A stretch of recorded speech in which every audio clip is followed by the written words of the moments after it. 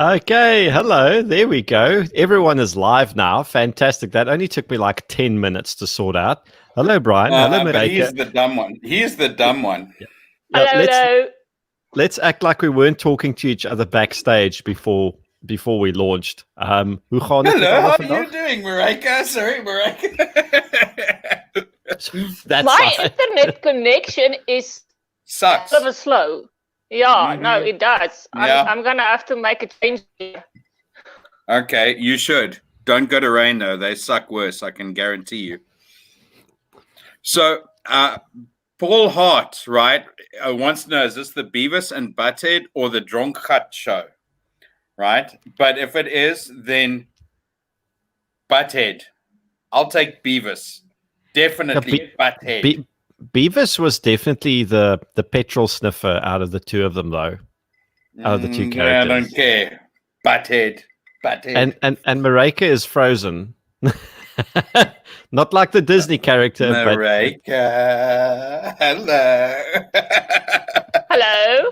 You did your best impression of Disney's Frozen there, where you were letting it go.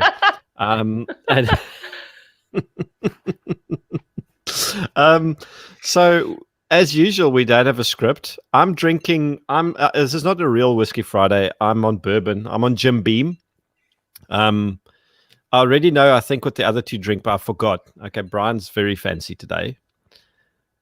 En Maryke, jy's op jou laaste. Ja, your last corn gold. My last corn gold premium.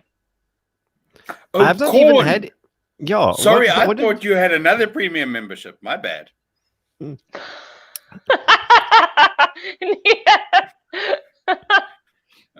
I might, but Sorry, I'm not going to admit to Paul it. Paul also wants to ask you a question. Before we get carried away, Paul says he wants to ask you a question. He says he wants to ask the old guy.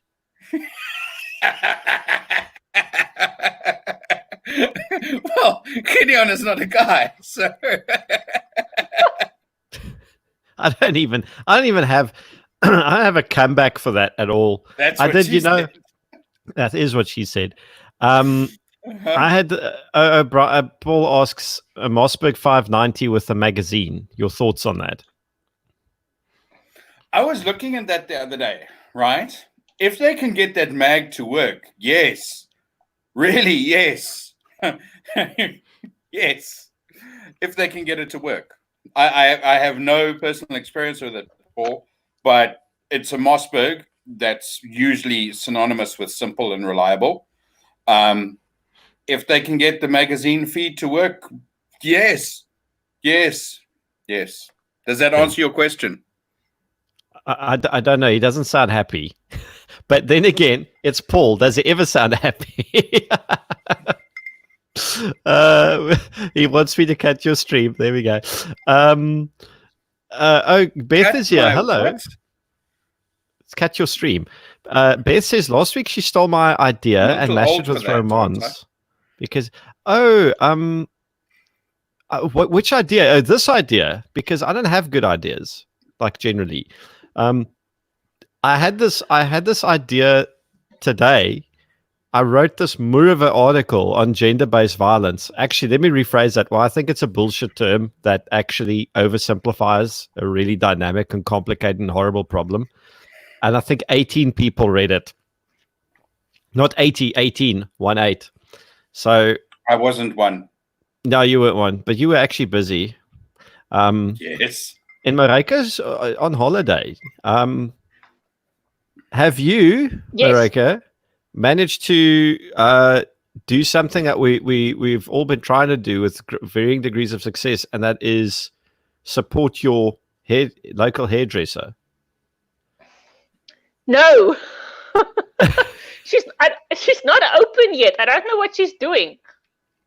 But she hasn't rescheduled any of her appointments. So she's not operating at all? Not that I know of. That doesn't help. I mean, I've just been sitting with supplier problems to try and get my cap sold to people. Well, that's a whole sad story, but it's happening. You two are whining quite a lot right now. Yeah. So why don't you shut up a little bit, because Paul's actually got something very interesting. So he's going to go and buy that Mossberg 500 for $590, and he says 590. it comes with a. Yes, he says it comes. That's what she said, with the 20-round mag. Paul, please do let me know how that one works out. And if I am anywhere close, let's chat about shooting it. I would really like to know how that how the magazine feed runs, because that, to me, that's an answer to a whole lot of fun, and that also puts in an answer to the perennial question, like, what is the best home defense firearm? It would be something like that. Well, right. I wanted a Saigo once upon a time, that was box fed, magazine fed. So, but what's the reason why can't we build shotguns that work with box magazines? Like, is it genuinely mechanically a shit problem to solve, or what's behind that? I don't know. I think it's the geometry of the shotgun shell, right? It's not as conducive to feeding as a normal cartridge would be, right? I mean, that's a whole lot more blocky. Yeah, I think that's it. And there's issues with dimensions, like not all shotgun shells are equally long. And it just causes what she issues. said, but hang on, is that still your name at the moment? Yeah, it is your name. Yes, it is. I'll change it just now.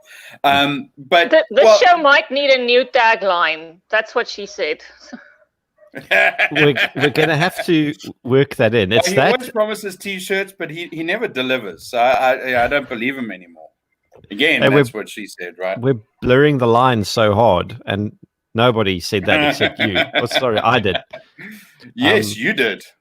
Coming back to the whole shotgun thing, right? So with the semi-automatics, it's about functional reliability because of pressures. Okay. Again, the feeding issue must just be a dimensional thing. Resolve them, and to be fair, they also have it with some of the bolt action rifles, right? So maybe it's more than just the geometry of a shot shell. Yep. But wow, man, that just it gets me a little hard. It really does. Magazine fed shotguns. Oh, okay. We know you really love them. Yes. So Hannes actually says exactly what we've been saying. Brass. It makes me as stiff as brass. Paul wants to know where the caps are. The caps are coming. Do not. No, Brian. I got the proof back from the people doing the embroidery. The e-store is being set up. Now, I just need the courier guy to come back to me because I'll be doing the distribution myself. So that's all of these things are murva fun. Mr. Zark Creel, who makes he does the handmade sunglasses with the wooden frames. They're actually really cool. Yeah, you've missed this completely, right? Frames. Yeah, no. What did you hear? Sorry, What did you hear? Yeah, of course you did. Yeah, the wooden frames. Okay. So there's a whole bunch of cool stuff happening where locally manufactured people are actually getting in touch, like that Shotduino shot timer. That's a really cool shot timer. I want to go try that on the range next week because I really like it, the way it feels in my hand. Do not interject, Brian. I like the way the shot timer, I like the ergonomics, Brian, behind it. And in front of it, and on the side. So I'm really happy with that. And you're just having way too much fun with this. And then I like Zark's sunglasses. So I'm gonna order a pair from him, which I can wear. Everyone likes it when you wear sunglasses. Those big mirror ones. And Rowan wants to see you in a mustache because he has some weird 70s porn fetish. He's got a lot of strange fetishes. But by the way, Maryke's got to segue away from this bullshit of Brian's and Rowan's 70s moustache porn fetish. Maryke, you've got a proper carry option for your baby deagle now. Yes. Have you had the chance to try it? I did. I went to donate blood on Wednesday, and I took my can and Voluntary my or baby involuntary? Eagle. Voluntary. Okay. Yeah, you got to be sure. So I took my gun along because you never know what kind of hooligans will storm a church. Very valid point. As was lived by Charles van Beek. Took a gun to church. The blood drive was at church. I was about to say I can't go to church because my skin starts boiling when I walk in the front door. It's a problem. You and Jeremy have been excommunicated from the churches anyway. Dude, I've had so much hate mail on that. Almost as much hate mail as Paul says about. You remember that article he wrote yoinks ago about stopping farm attacks? Like you actually gave a workable solution framework as to what people need to do. Well, yeah, okay. You carry on because. No, I was just going to say, goodness gracious, that didn't go down well with a lot of people. Because and I'll tell you why, but you go first. No, you go first. No, you go first. That's what she said. Hey, do you guys want to see my baby eagle? Yes, actually. Okay. Oh, the pistol. Okay. Well, Maryke is she's just walking off to show us things.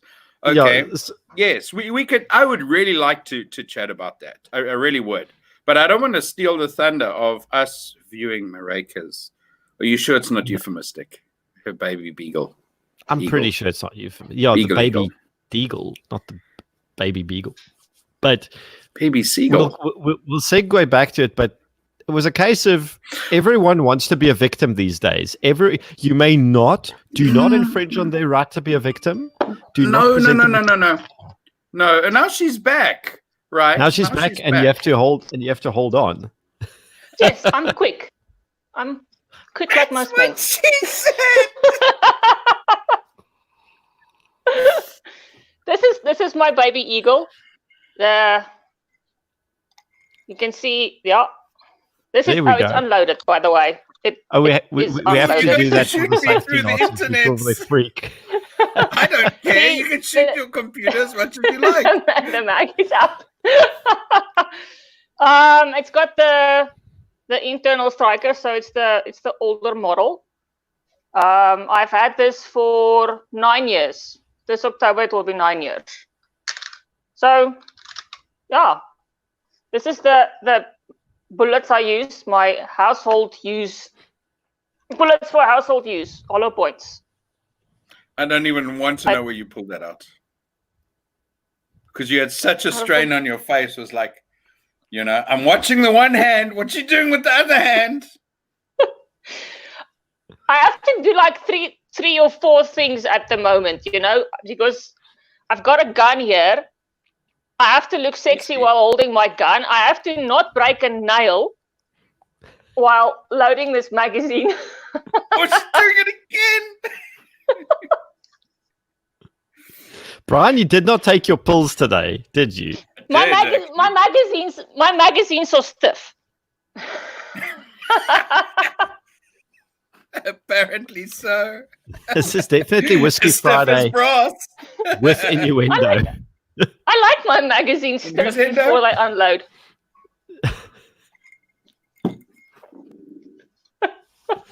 If I could play a tune to that, I would. Okay, I'm going to put this away so I can continue drinking. Me too. So just while Maryke is putting away, to circle back to I finished. So the article that you wrote presents very practical solutions, and they're kind of on par with what normal people can afford to do and what normal people should do. It's good advice even if you don't live on a farm. Yes, there are different dynamics to farm/rural attacks. We know this for a fact. But ultimately, what a lot of people come back with, not all of them, but a lot of criticism is like, oh, but it costs money and they don't have time and they don't have effort. And it's like, guys, I can make excuses all day about not wanting to take my personal safety seriously. I can come up with a million excuses. None of those excuses ultimately is going to save the day for me when bad things happen. But that's just So- like, yeah.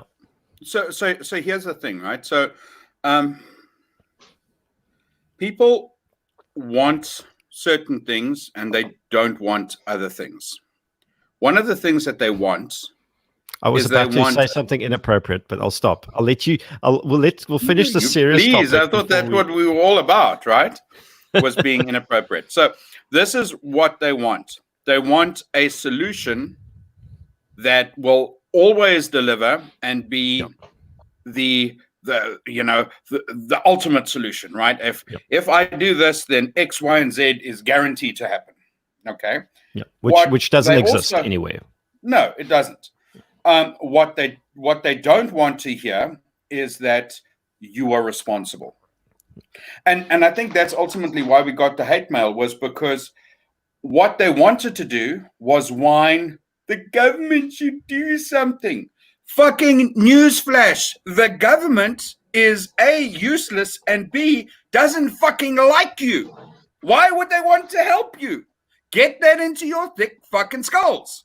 And I'm not meaning that, no, I am meaning that pejoratively. Because every single time you say, the government must do, all you're doing is giving power of solution to a bunch of people who you don't like and who don't like you. Where is the logic in that? Sort your own solutions out, right? And that's what people did not want to hear, because they want to sit back and whine and be martyrs of, but no one's doing anything, no one's feeling sorry for me. Yes, because they don't like you. They're not going to do anything for you. No, they don't. The government does not like you. They don't want you there. And yeah, they don't like anybody. We saw that in the lockdown. They want us all to be in our houses and die, because that'll make their life easier. And get poorer and lose your business and die. And the weird thing about this is they hate you, they love your tax, but they don't want you to earn money to pay tax on. Tax too, anyway, right? Yeah, this is true.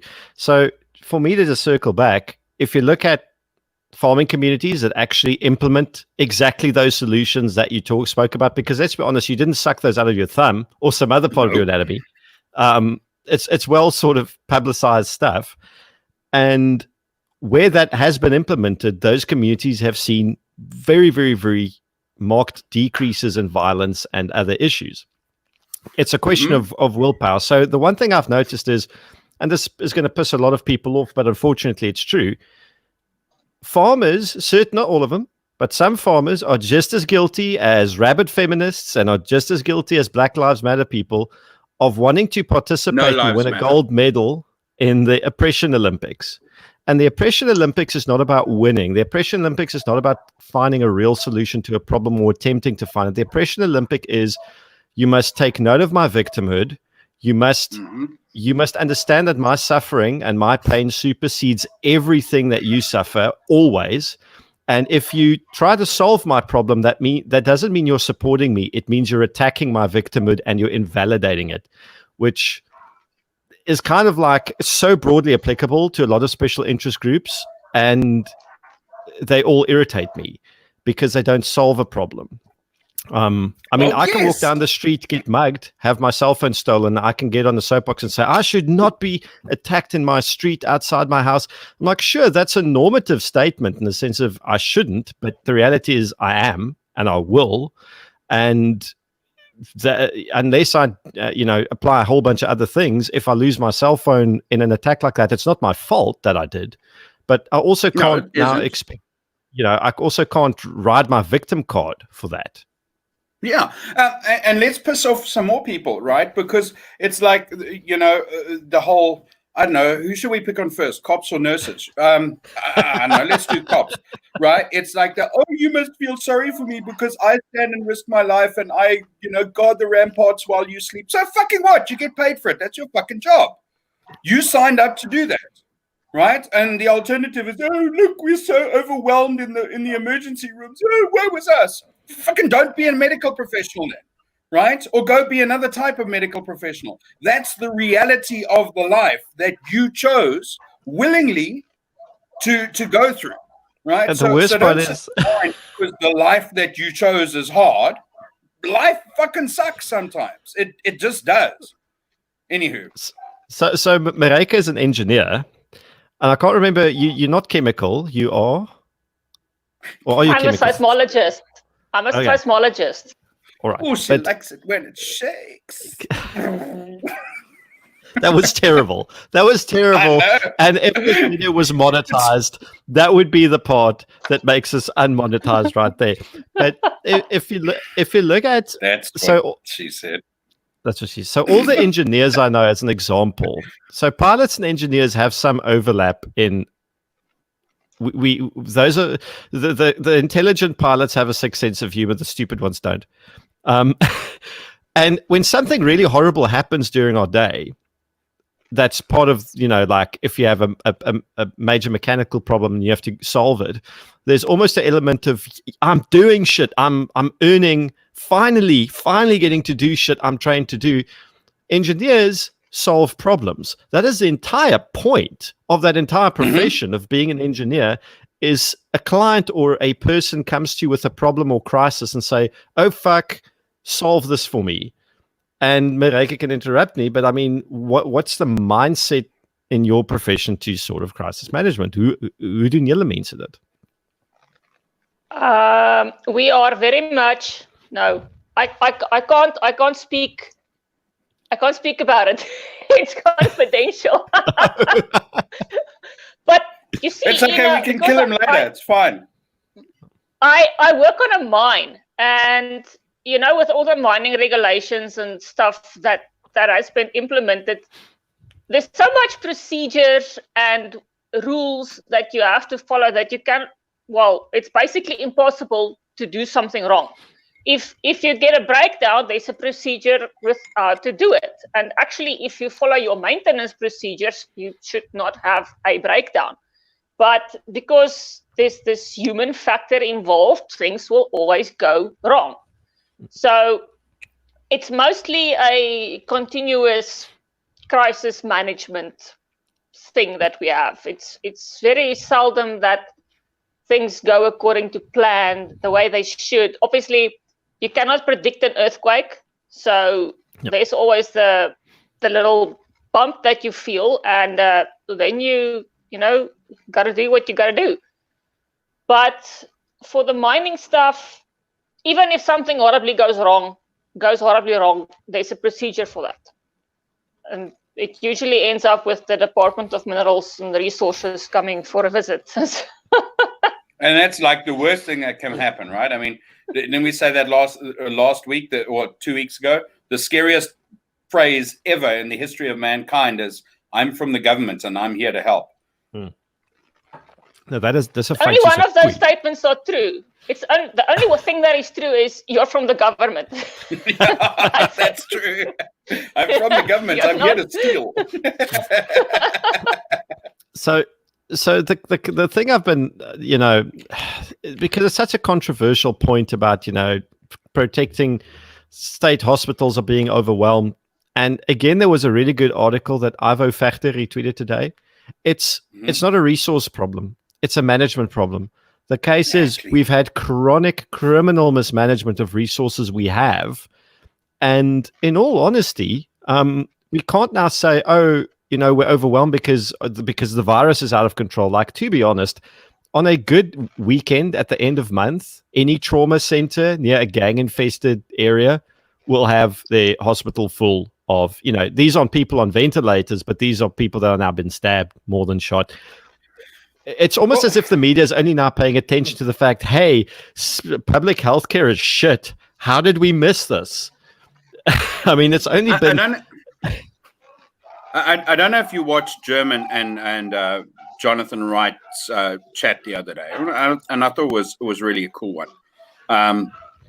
But he raised so many valid points because A, he actually knows what's happening there, and B, he has the ability to not want to have that little ego trip of, oh, look, I'm everyone's hero because I'm working hard. From my perspective of having worked in law enforcement to that point, I have never in my life. That's my dog. I was about to say, Bryan doesn't have a dog, unless your children have learned how to bark. But No, it could be the baboons, because we've had 3 home invasions here, right? From baboons, 3.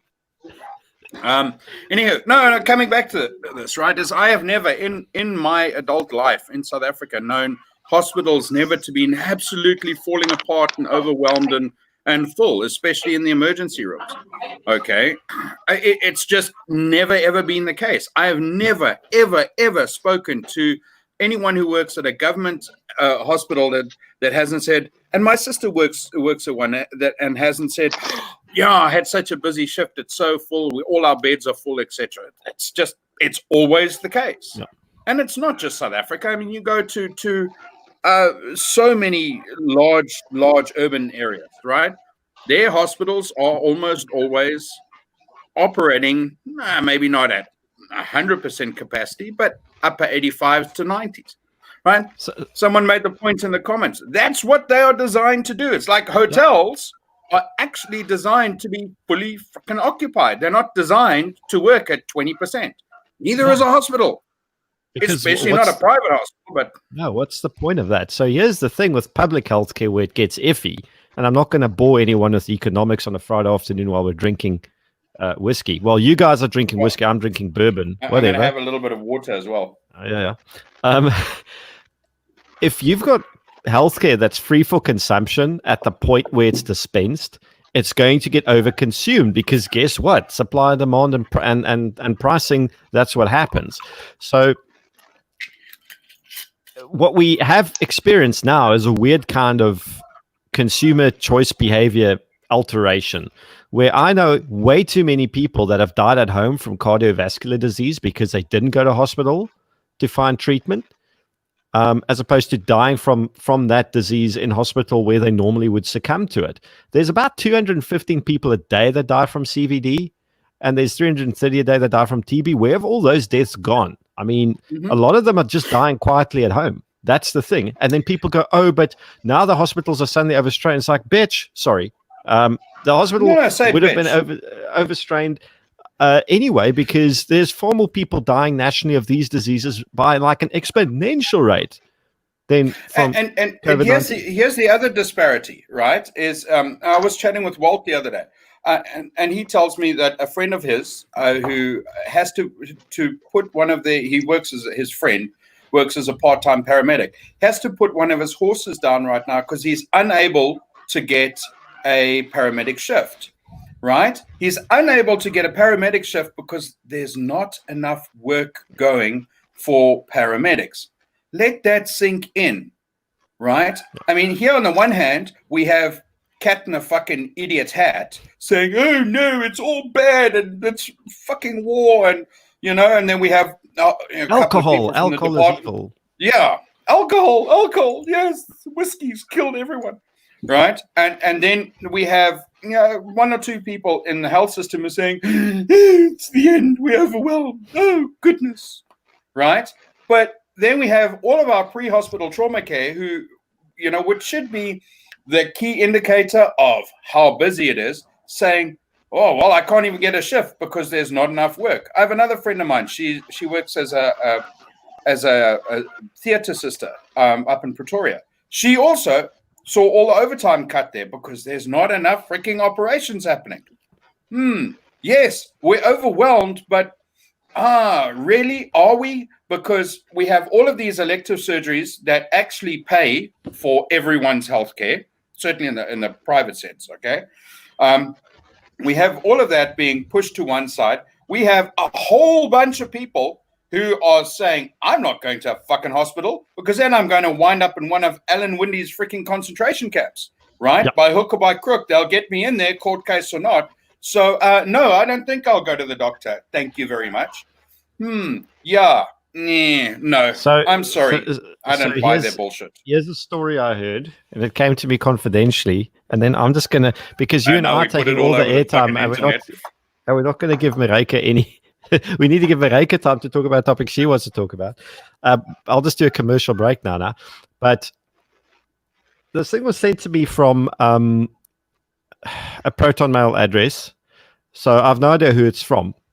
But they essentially said they work in a department in a hospital where in the partnership, 3 of the employees tested positive for COVID-19, and they refused to let the hospital know because otherwise the entire hospital would get shut down, and several of the practices would have to then close because they can't cover overheads. So ultimately, it's a case now of we've reached a point in private healthcare where if the hospitals get closed down to be whatever, sterilized or whatever, there are practices that can't carry overheads, which means that those specialists just will not exist anymore. You can't go to your cardiologist, he's done. You can't go to, in fact, you can't go to the casualty ward because the practice that runs the casualty on behalf of the hospital, they're done.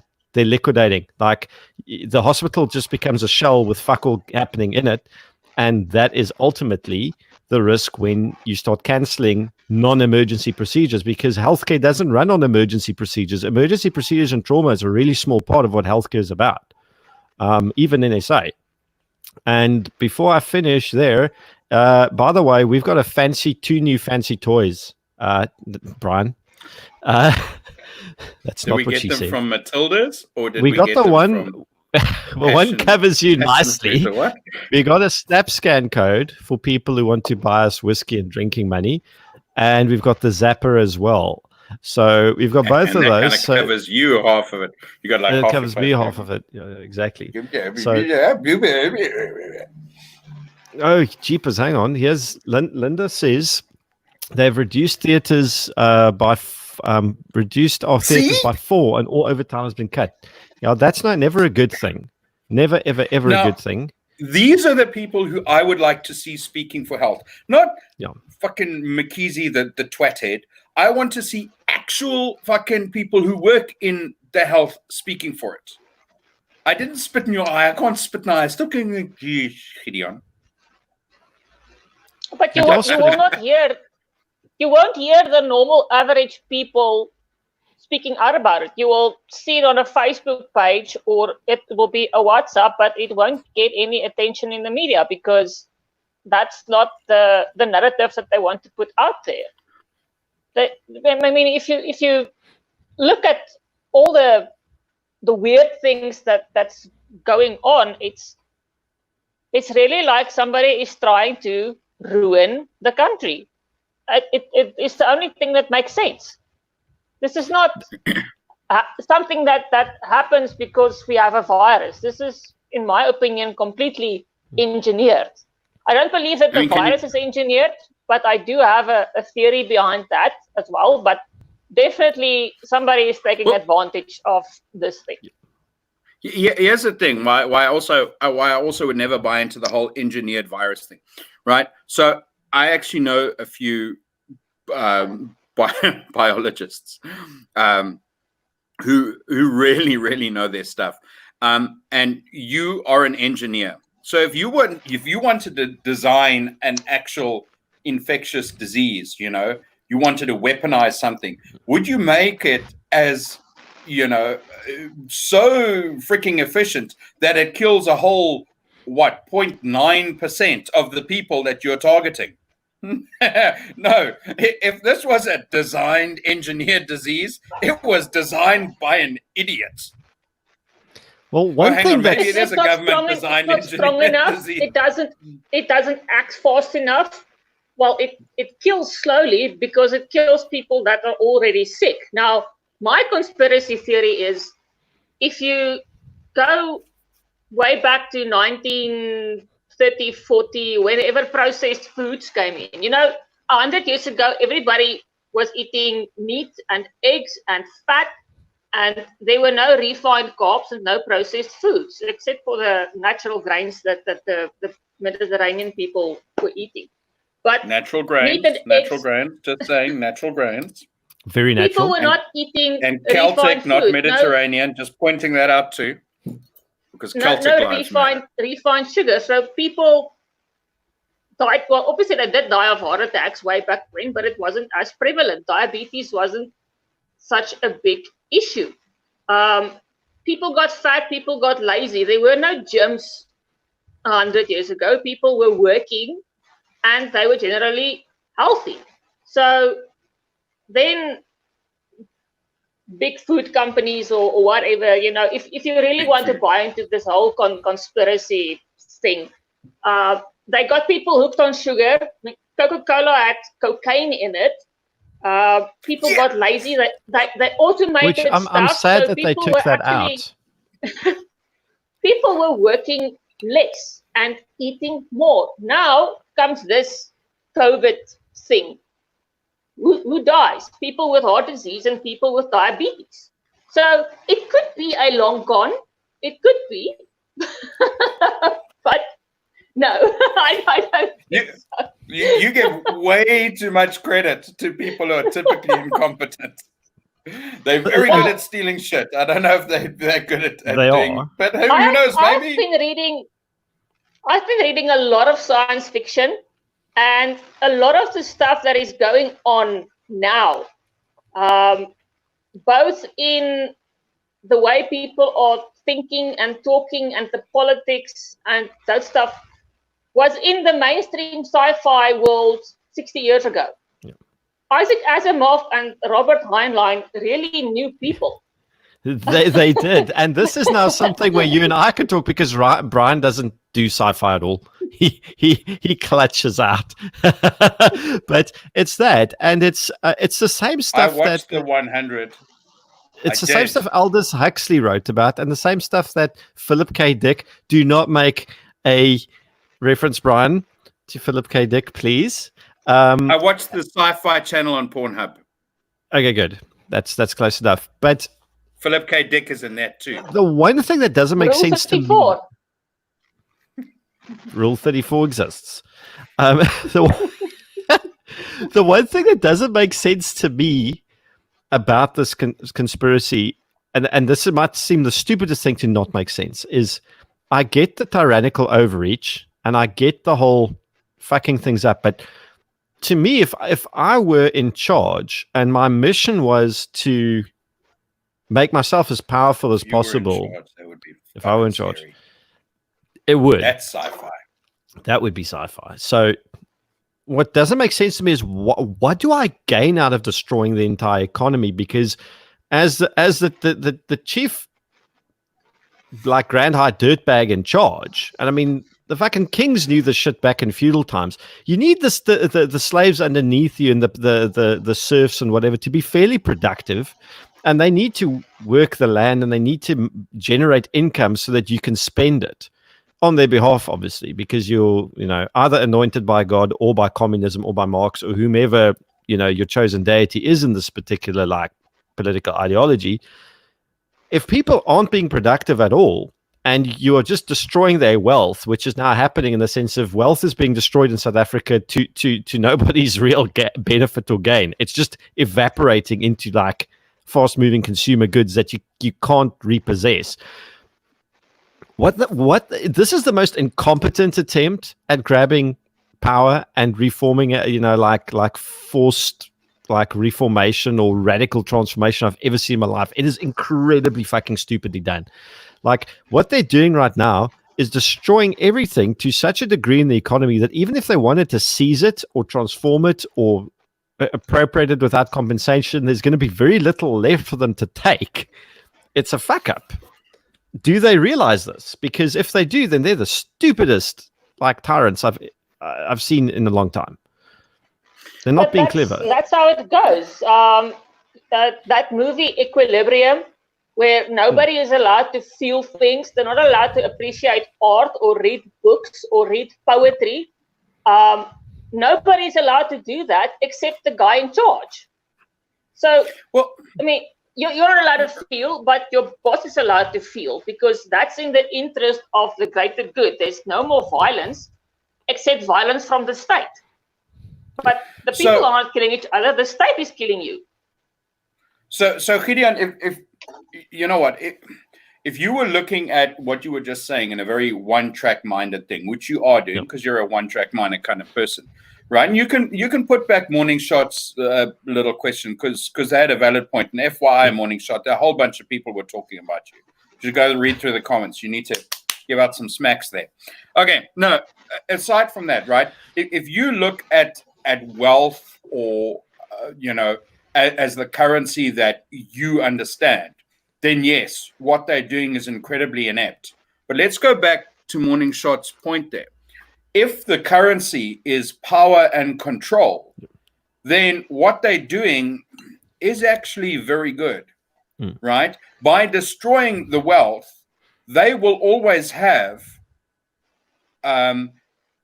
enough to satisfy their material wants, their carnal wants, right? But the power component, you know, and it's what Maryke was talking about. That power component, that's a much bigger deal than dollars in the bank. But here's the other thing, right? And here's the sad thing, is that when you have people who are dick-headed stupid enough to say, the government must resolve the problem, the government must do this, all they are doing is giving those fucking blood-sucking tyrants that exact fucking power. Yep. They are making the inept corrupt, or at least people who come across as being inept and corrupt, all the power that the inept and corrupt want. And that they shouldn't have. There's no fucking question they shouldn't have this. The government is the source of all the current problems that we have, and people want the government to fix that. But it doesn't work. It doesn't compute. If I was a robot, my circuits would break. There's no logic in that. Yeah. No, there's no logic. Well, to segue off Ramon's point here, and thank you for tuning in, sir, by the way. Our coffee's better than yours. Just to it is. hang on. I need to dangle it in front of. Anyway, we can have the coffee. Sorry, I put my pants back on. Oh, yes, Bryan. I thought we're dangling something else. We'll have the coffee wars later. But I had a huge okay, so as everyone who's watching here by now probably knows, I'm no longer employed by Mango Airlines SOC Limited, which stands for State-Owned Cunt Flap, not anything else. And nobody got that reference. I don't work for them anymore, but while I was in Mango's a subsidiary of SA. While I was there, one of the major talking points always was that, the government will never allow SA to fail. You know, your job security is guaranteed. Believe me, I was told this all the fucking time. Like, your job security is guaranteed. SA will never be allowed to fail. It's too much of an ego project for government. And I said, look, two parts to this. Part one, fine. I'll agree with you that they'll never willfully allow it to fail. And if they feel strong enough with it, it never will. But I mean, look at Air Zimbabwe. Air Zimbabwe hasn't failed. Do you want to work for them? Would you want to work for an entity that fucked up if you have the choice of literally working? I mean, I would rather pack bags.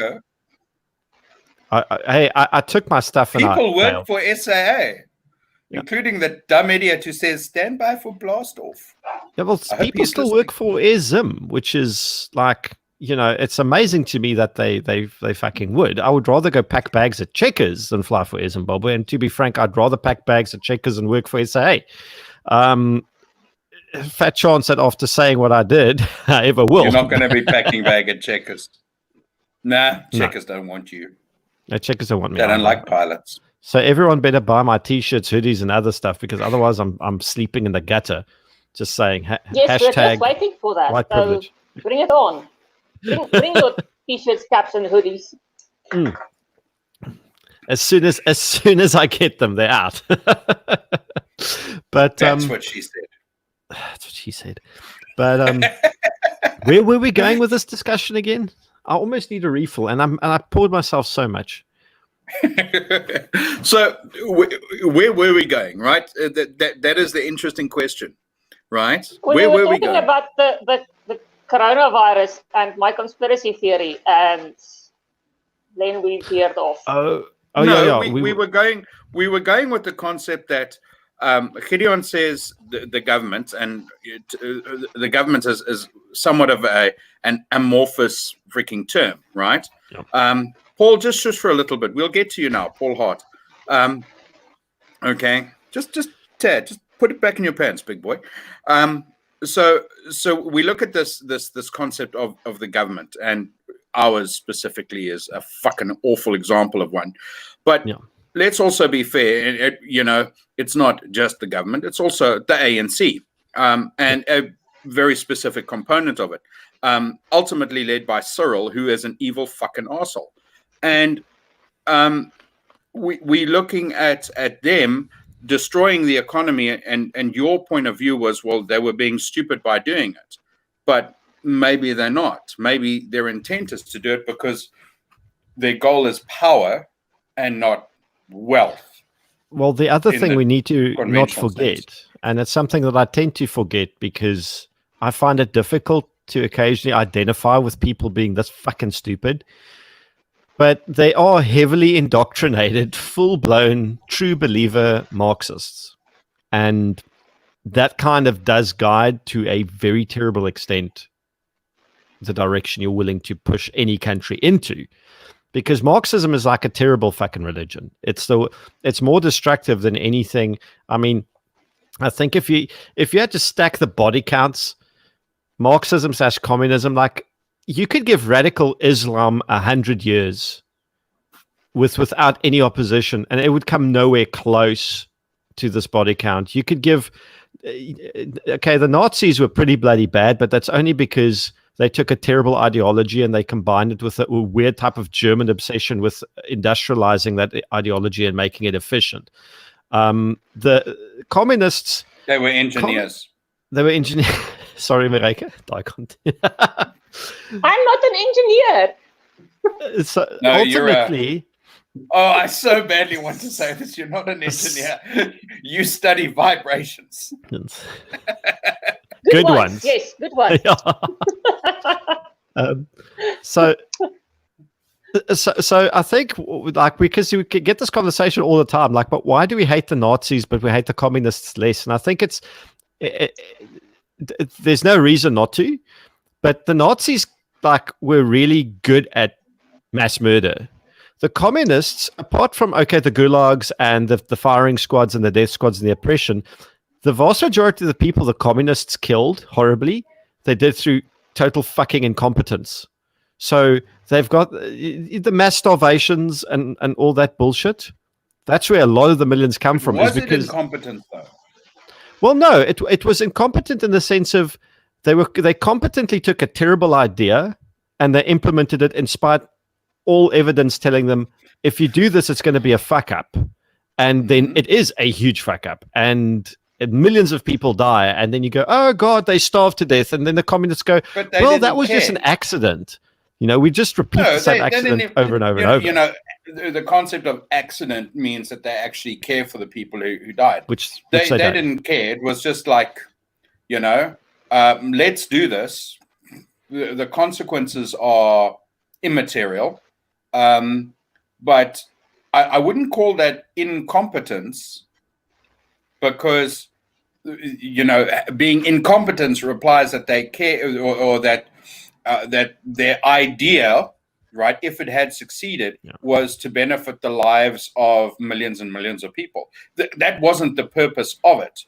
The purpose but isn't that, after all, the main selling point of communism, how it's going to just uplift millions? And in this wonderful fantasy utopia where unicorns fart rainbows on the lawn of your communist mansion, and you just muted yourself, Bryan. I don't know why. That's the marketing. That's the marketing. No, because I have a little bit of background noise here, right? No, that's just the marketing, right? The people who implement it don't give a flying fuck whether, you know, 100,000 communal farmers or non-communal farmers or peasants, etc. Just hang on. I've just got to deal with something. Okay. So Bryan has to go deal with being a dad. Just give me a second. Well, Hannes makes a good point. World War II had re-education camps. Well, so did the Cambodians, the Vietnamese, the Chinese. And they did kill tens of millions, if not... How many millions of people did communism kill? Was it 60 million, 100 and something? Yeah, it was 100 million. It was a murderlot. And it was because they committed to terrible fucking ideas that don't work. En dis eintlik, Maryke, dink ek jy het nie 'n conspiracy theory hierso nie. Maar gebruik gou die geleentheid om te sê gou vir Bryan terug is. Go. Yeah, on. Robert Heinlein, in the last book that he said, or that I read, it was To Sail Beyond the Sunsets, I think it was called. It's a weird book. If you're new to Heinlein, don't read that. Leave that one for last. But it's from the viewpoint of Maureen, a long living woman, and she was living from the 1890s to 200 years later, and she was talking about the fall of America, and she's a time traveler. So in all the timelines that she went through, America, fell. There was this great moral and social decline, and she specifically said Marxism would not have taken a hold in America if the people were so weak-minded. She called the people wimps. That's what Heinlein called the people in his books. And that's exactly what we're seeing today. People take the easy way. It's the dark side. The dark side is quick and easy, and that ultimately leads to ruin. So Heinlein was correct. If you want to know what's going on in the world today, read Heinlein and start with Starship Troopers. Yeah. Do you start with Starship Troopers? The Moon is a Harsh Mistress. The Moon is a Harsh Mistress is also a good book. I haven't read that one yet. I'm on Stranger in a Strange Land now after I finished Starship Troopers. I did not like Stranger. It doesn't read easy. So The Moon's a Harsh Mistress, is that a lot better? Yes. Okay. You two finished waffling about bullshit now. No. I listened to the audiobook, and the narrator had this great Russian mixed accent, and that was wonderful. So if you can listen to the audiobook, that's great. But I read a review. Mixed Russian accent. Can you give us an example? No, I'm not. I'm not. There's not been enough whiskey for that. You have to do vodka. My vodka is still in the cupboard. But apparently, the one reviewer said the main character has an accent so thick it jumps off the page. So, but the guy's name is like Manfred something. He's got an Hispanic name with a Russian accent, and he lives on the moon. He's the descendants of convicts, and they have a kind of a women-centered society because there's more men than women on the moon. So one woman can have like 6 husbands, and then they marry another family and marry another family. So women are boss on the moon. What channels? That's The Moon is a Harsh Mistress by Robert A. Heinlein. You can find the audiobook. Yes. Yes. and so, read all of Heinlein. He was a great author. So Whisky Friday is now the book club. It's now the book club. But I mean, coming back to like wimps and weak people, like how long did that autonomous zone in Seattle not last, and in Portland not last? I mean, they got their wish. A whole bunch of people ended up dead unnecessarily. And then the cops eventually said, okay, you've had enough playtime now. And somehow the adults took the remote control back in America, as they always do. You know, it's say about the Yanks what you want. Every couple of decades, they lose their shit. They burn their cities down. They do a whole bunch of horrible stuff for like a week or two. And then ultimately the grown-ups come back like, okay, all right. Whoa. Isn't it like every 4 years? Yeah, it's probably increased a bit now in frequency because the Democrats are really like...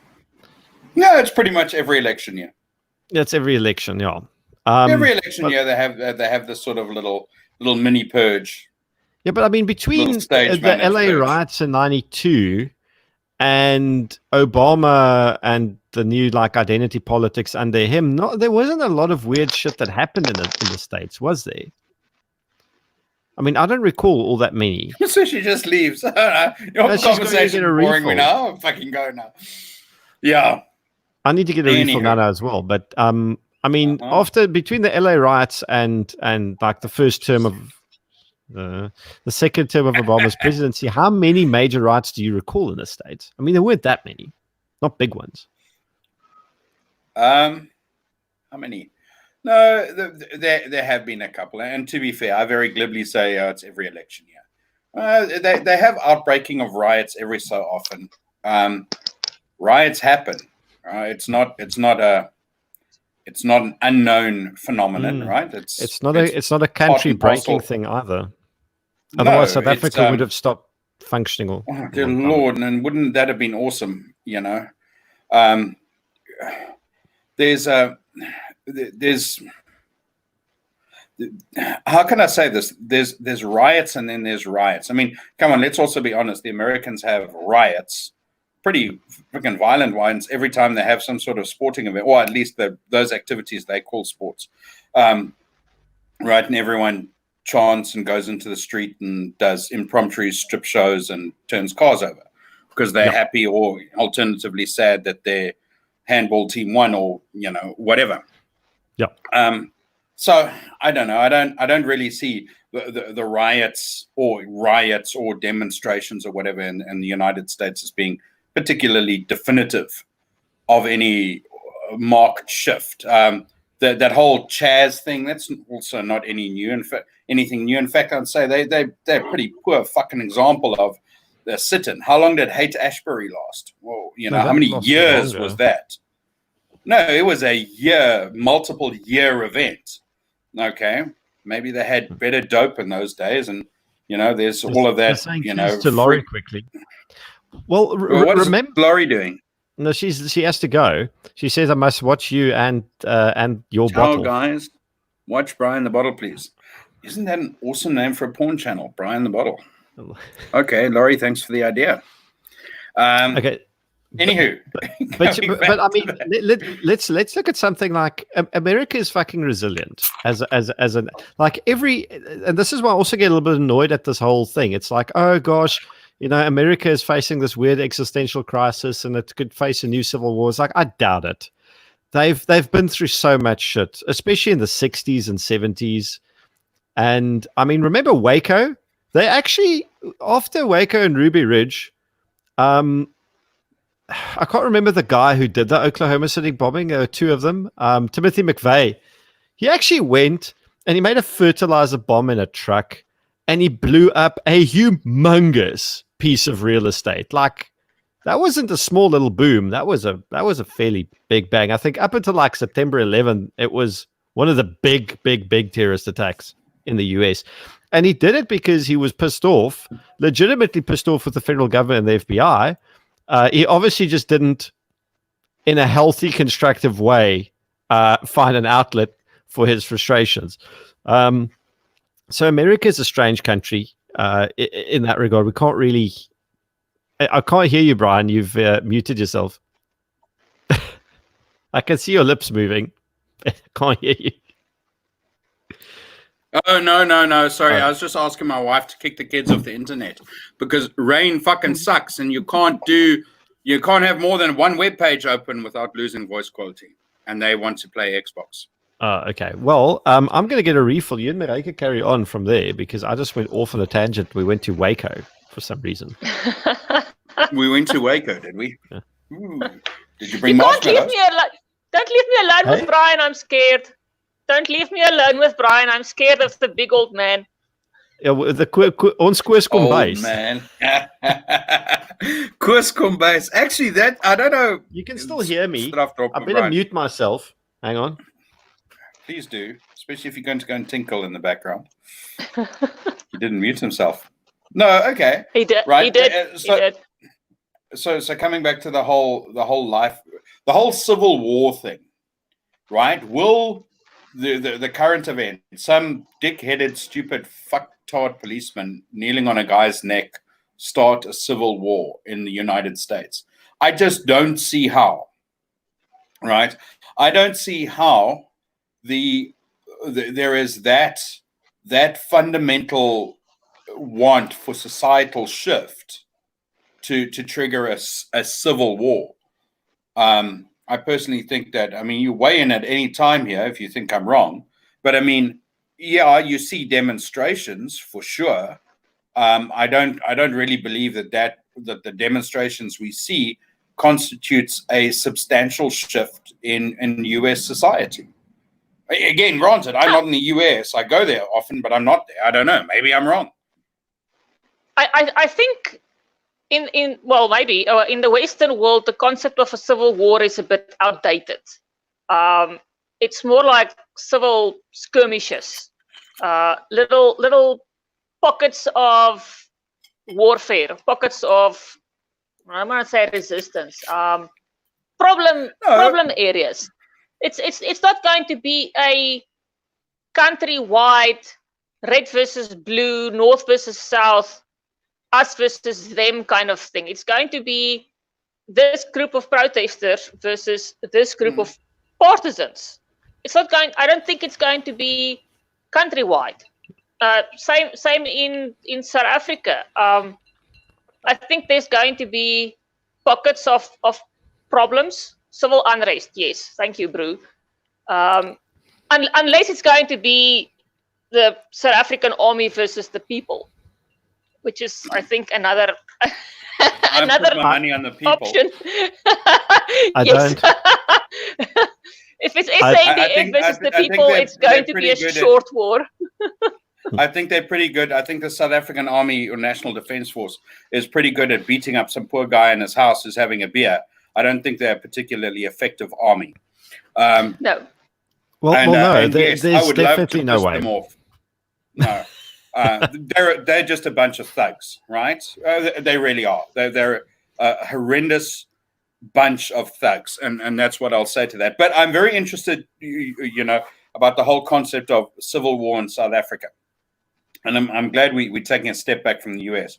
Gideon, just to catch you up quickly, I don't particularly think that there's an impetus to create a civil war in the United States. Now you're caught up. Okay, so back to South Africa. Don't think so either, but let's go to South Africa.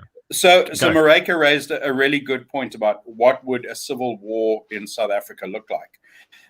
And she was talking about it being an expression of civil unrest, so very similar to what we saw in the Arab Spring, right? Which did, to be fair, in various places, effect regime change, but there was almost always an artificial external influence or enhancement, which actually did the regime change. But let's go back to what it would look like in South Africa, like a UK, French, and US bombing of Libya, for example, and enforcing a no-fly zone and stuff like that. Right. Yeah, and those sort of things. But let's come back to South Africa, because when we talk about the concept of a civil war, we need to understand that is there a country worth fighting for? And ultimately, and here's my statement, South Africa is a bad idea of a country. It should never have been a country. It's an amalgamation of a whole bunch of individual countries who really don't want to be together and who really don't like each other. Yeah. And we have, since 1910, forced them to be a country. Yeah. And I think that force has kind of run out of impetus, or is close to. So I think when we talk about the civil war that is coming in South Africa, it's going to be a dissolving of this artificial construct, which is South Africa. Yeah, that's my thing. But the people in South Africa are so dispersed. There's all tribes of people are everywhere. There's no one area, Zululand is probably the area that's homogeneous in its makeup. But there's no this part of the country is Zulus. That part of the country is a bunch of Vendas, and there's a group of white people. We're all mixed. So if there's going to be some kind of tribal war, it's going to be difficult, because if you have a Venda person married to a Tswana person, whose side are they going to take? And those people, they do exist. So That's Of going to be course they difficult. exist, right? And I think numerically that's a very large portion of it. But Yeah. but here's the thing: do we buy into the concept that war or civil war is only about territory, or is the dissolution concept a state of mind as well, or a concept where you say I am, almost a nationalist but tribalist? Okay, so I am Zulu, and therefore, that is my heartland, my territory. Not necessarily Zululand, but wherever I am Zulu. Okay, wherever I am Afrikaans or Venda or Xhosa or whatever. Okay, and I think does that necessarily become the fracture lines that we look at, which are the different components of a civil war? Maybe not. Maybe there are other components to it, right? I don't know. I don't know, but at that same token, I think that those fracture points that you talk about illustrate why the idea of South Africa is such a bad one. And it really is. Well, the only thing I know for certain. Did I just drop off air again? No, you didn't. You pretty much on air. Apparently so. The only thing I know for certain is that the government will. No, are you back, Bryan? Okay, because let me just carry on. Bryan will catch up. The only thing I know for certain is there's no way that the security forces have the budget, the equipment, the manpower, the competence, any of the resources they need to actually enforce whatever the national will is, or to prevent a fracturing of the country along whatever fracture lines there is. You just can't. I mean, I think the full uniformed component of the entire SANDF is like 73,000 people, and that's everybody that's in a uniform there, not somebody who's necessarily fit to be deployed or employed or whatever.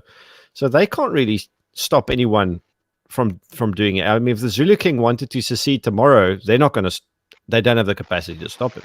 So ek weet nie, Maryke, what's Bryan just missed everything, didn't you, Bryan? No, I got it. You're talking about the Zulu King and the Xhosa King and all of that. Yeah, and the fact that security forces won't be able to really do anything about it. The capacity doesn't exist in the SNDF. No, not countrywide. No. They can maybe concentrate on the major metros, but the rural towns and the rural areas, no. They can take Pretoria, but they will leave Tabazimbi. Yeah. Well, we've got farms. We've got the farmland. The rural areas got the farms. So does one honestly believe though that the SANDF is in any way a professional military, and that it would stand together? I mean, as far as I can see, with a very, very few exceptions, it's primarily just a gang for a bunch of warlords. Mm.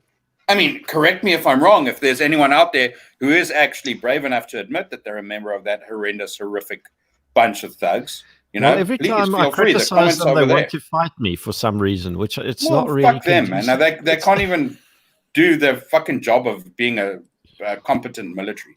Who do they want to fight? Right? Oh, they'll just go and pick on surfers or beat some poor guy up for having a beer in his house. I will never, ever, ever let them go on that one. But there was a wonderful video that I need to find about a woman in Lavender Hill that she took of herself, after another night's worth of gang shootings. And this is now when the surfers got arrested and all the cops are parked at the beach. Mm. And she just goes, "Where were you, bunch of cowards? Now all of a sudden you're out full in force. Where were you fuckers, with all the gang wars going on, all this gang activity, all the murder that's happening? Where are you? You're more than capable of going to harass unarmed people at the boardwalk, but none of you are anywhere here when we need you." And I just thought, wow, okay, if I could get a hold of that video again, I'll share it, because she just put it so well. And she framed the frustration I think we all have as this double standard. It's a huge double standard, and then they act as if it isn't. But I mean, remember, if you cough on someone with COVID, it's was attempted murder. Not really, but like this is how the stupid people frame it. So listen. So listen. Sorry, just to catch Paul up. It was the SANDF, Paul, not SAPS. Although they are a bunch of thugs too. But I'm very pleased to say that I can no longer speak collectively of them, because there are a whole bunch and more and more and more that I'm hearing that are just refusing to implement these regulations.